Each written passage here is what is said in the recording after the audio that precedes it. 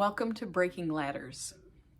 This is a talk about why I came up with the name Breaking Ladders and what led me in my career to find out that the way that I was thinking about career path was totally wrong.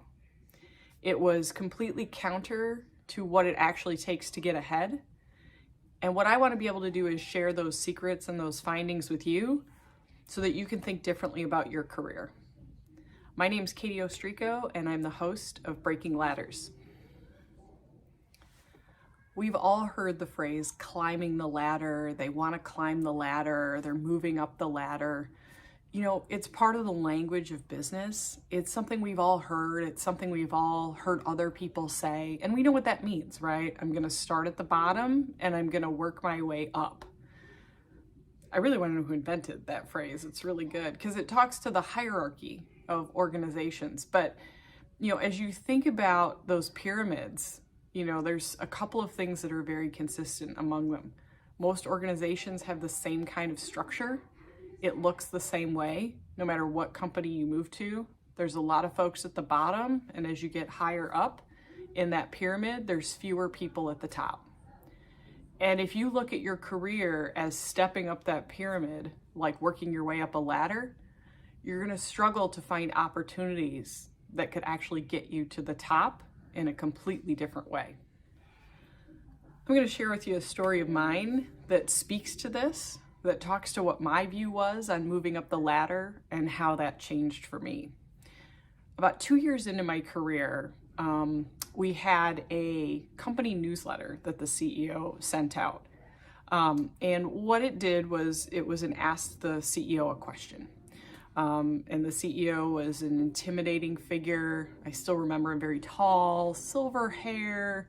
You know, he had worked 10 years running the company, privately held, like $2 billion organization. And so I asked a question. I was new in my career. I was trying to navigate the corporate world. And I didn't understand that what I was seeing was normal, or is that unique to the organization? So the question that I asked him that got published was, what does a good leader look like to you? And what are you doing to cultivate leadership in the organization? I thought it was a pretty benign question when I started it, but apparently it caused a lot of hoopla when he wanted to meet with me about it. And so, you know, I wasn't sure why. His admin, you know, he gave some response in the newsletter, but his admin reached out to me and said he'd like to meet with you, and my managers immediately freaked out. You know, it was a very hierarchical organization in terms of leadership and visibility and political nature of it. And I didn't get why they were spazzing out. You know, I was like 23, 24 at the time. I was just trying to understand culture. I was trying to understand organizational culture and behavior culture, and try to get at what he valued. Because what I was seeing, you know, didn't really sync up with what I thought leadership was supposed to look like, but I didn't know. I hadn't really worked in a corporate environment. So, you know, I did my prep for the meeting and, you know, put together a list of times that I had seen good leadership within the company. But one of the things I had was a roadmap that I had spelled out. You know, I was a marketing specialist, kind of entry-level marketing person, and I mapped it all the way out to VP of marketing. You know, it was like age 45 to 50, and this was the seat I wanted to sit in, and I would work my way up from one level to the other inside of marketing to get to that top seat. So I sat down with him for the meeting, you know, went in and had all my materials and sat down, and he had a couple questions for me, like what sparked my question, what did I think good leadership look like, what did I want to see in my future. And so for me, you know, I shared with him the roadmap, the very clear steps by age, by title of how I got to the seat, you know, kind of next to where he was seated as the CEO.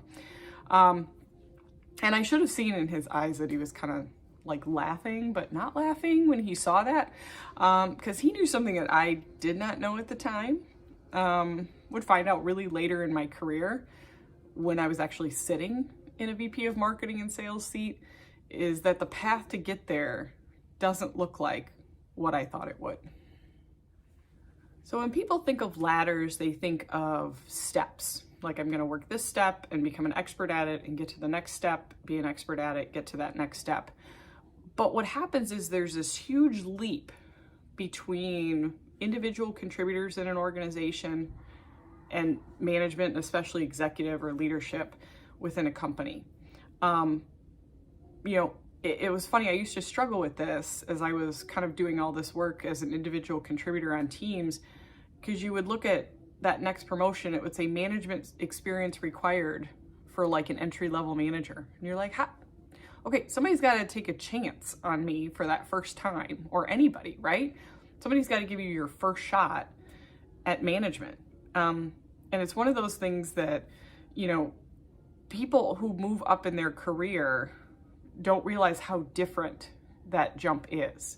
And so folks that think about their career as steps on a ladder, you can get up in that world as you're an individual person inside an organization and work your way up that ladder, absolutely. But that leap from managing just myself and my work to managing a team is an extremely different skill set. And so the big secret that I uncovered is that it's not about moving up levels. It's about collecting specific experiences that leap you to those leadership roles. So like, that was the big secret. It's like, there is no ladder. It's about almost like collecting shells on a beach.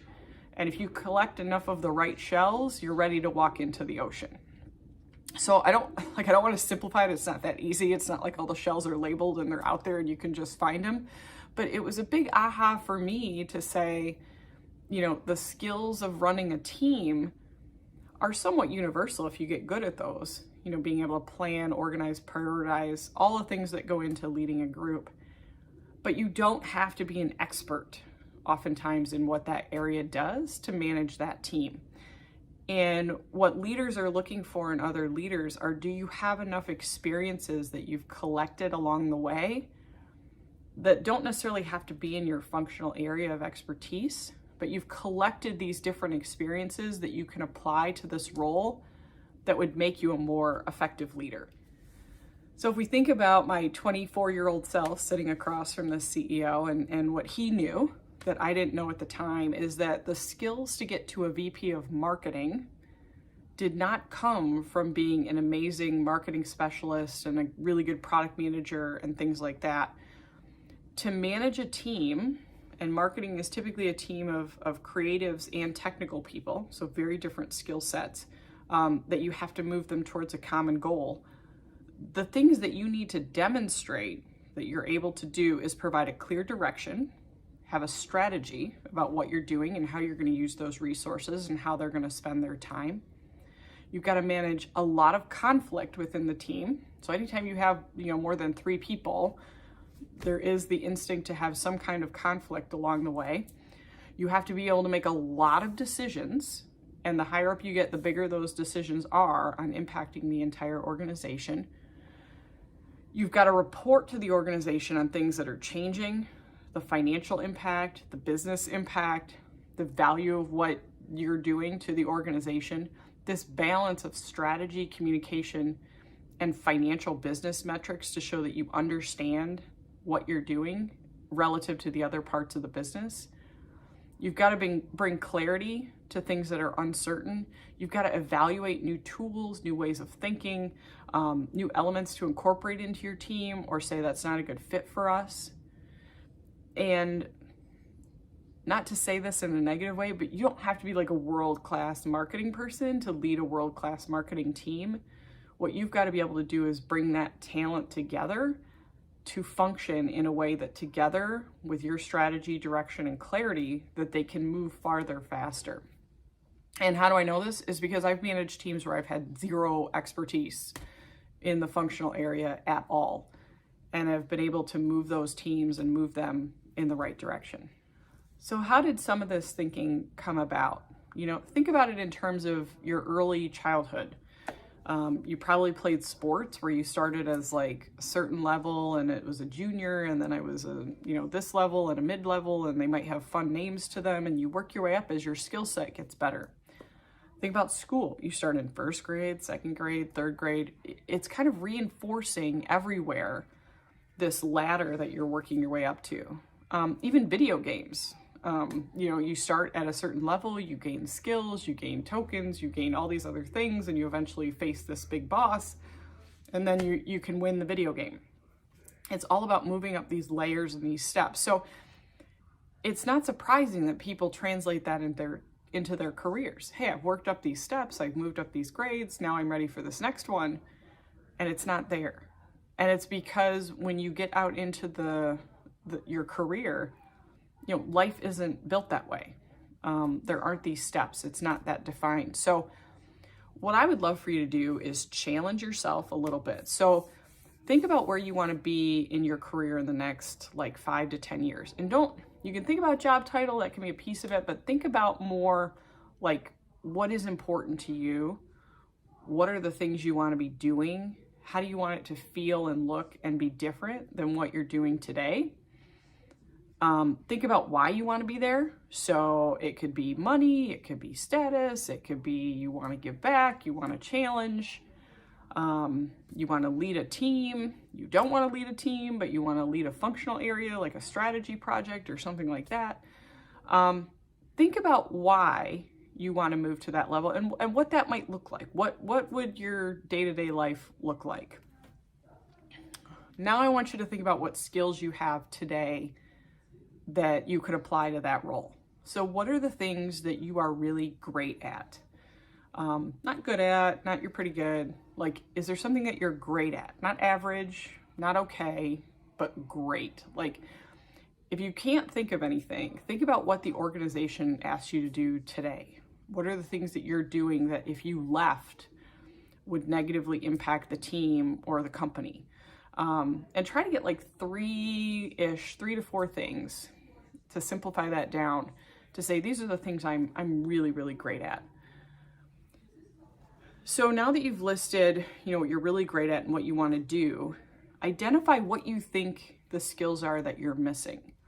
So what are the experiences or the behaviors or the things that you would need to demonstrate to move from where you are today to where you want to get to? What would someone in that role need to be able to do that's different than the skill sets that you do today? And here's the hard part. One of the things that you might be really, really great at today is the thing that you would have to let go of if you were to move to that level. If you're really great at taking on a lot of work and never saying no, that might be something that hinders you from getting to that next level, because you've got to be able to set priorities, you've got to be able to say no, and you can't take everything on all the time. You have to be able to delegate, right? So think about those things in terms of behavior shifts, and some of the things that are your greatest strengths could be one of your biggest challenges in a leadership role. And then what I want you to do is write down what those are. So here's what I think I want to do. Here's the things that I'm really great at. Here's the things that I think I'm going to need to get to that spot where I need to get to. And then validate that with people in your organization, with people in that role, or with a mentor or your boss or a leader in the company, and say, hey, here's kind of what I'm thinking. What am I missing? Like, how close were you to the reality of what they see?